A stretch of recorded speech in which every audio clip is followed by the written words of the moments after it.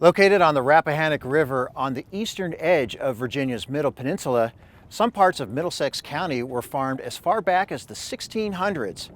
Aquaculture is a big part of the local economy, but small grains are still the dominant agricultural product. Those small grains are helped by William Wright's Limestone business, which he started 21 years ago. This truck is from Fraser Quarry out of Harrisonburg, and Wright sells the lime to his neighbors in Middlesex who also farm small grains. Farmers always take soil tests, and then it tells them what the pH is needed, and the lime is what builds your pH up. Not far from the quarry, Wright has a farm where he grows wheat, soybeans, and corn, and raises cattle. It's a family operation taught by his father and grandfather on this same property when they're not working on their own or when she isn't teaching yoga at her home studio. When I came along, a lot of folks were itching to get out of town. Most of everybody I went to school with moved, went to college elsewhere, got jobs elsewhere. I also did. Moved away, went to college, but I've always loved it here. This is my home. I've been here my family goes back several generations, and so I love the actual land here. I feel very connected to it, and I really want to instill that in my son, which I think is happening organically. He loves it. He helps with the farm as well. That love of the land is also evident at Corbin Farm. It's massive, sitting on 2,000 acres right along the edge of the Rappahannock River. It's the site of the first Virginia Ag Expo. Today, Ronnie Russell grows grain on the farm along with his chief lieutenant, Evan Perry. Both were introduced to this farm at an early age. When I moved here, I was 12 years old, and back in the early 60s, a 12-year-old went right to work like everybody else. Every afternoon when I come home from school, and during the summers, all my friends would be playing ball, and I was picking up roots. And that was my ball playing, was throwing roots in a trailer. I didn't live directly on the farm when I was a child, but I was here with my grandfather every day doing whatever he did, you know.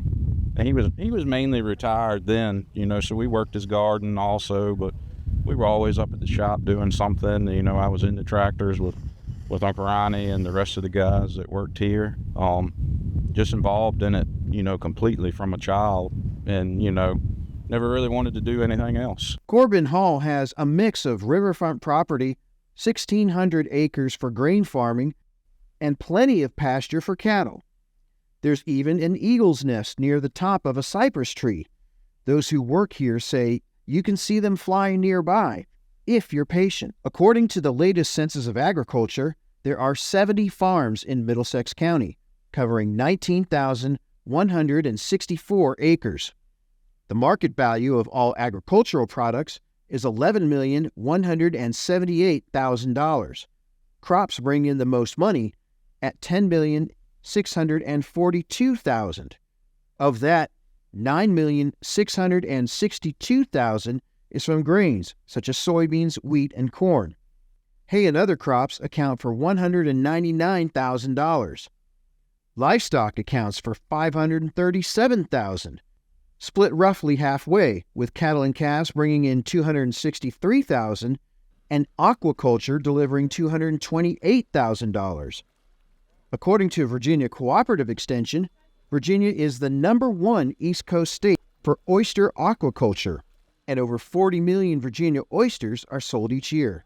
A majority of the county of Middlesex has coastline on the Rappahannock River and on the Chesapeake Bay, which makes it a county that has a large industry of aquaculture and shellfish production, mainly due to oysters in the area. So we're very proud of our oyster and waterman heritage here, as well as our maritime history.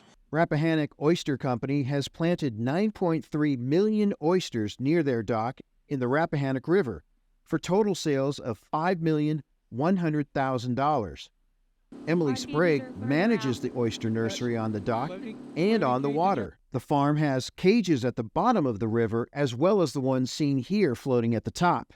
We don't do wild-caught oysters, we do farm-raised oysters, so we're buying them at a very small size and then we're raising them up to your harvest size and giving you a pretty oyster on your plate. Whether it's raising oysters on the Rappahannock in front of the Norris Bridge or growing greens for markets at home and overseas, the people of Middlesex County will continue to innovate as they keep agriculture alive for generations to come. In Middlesex County, Virginia, I'm Burke Moeller reporting.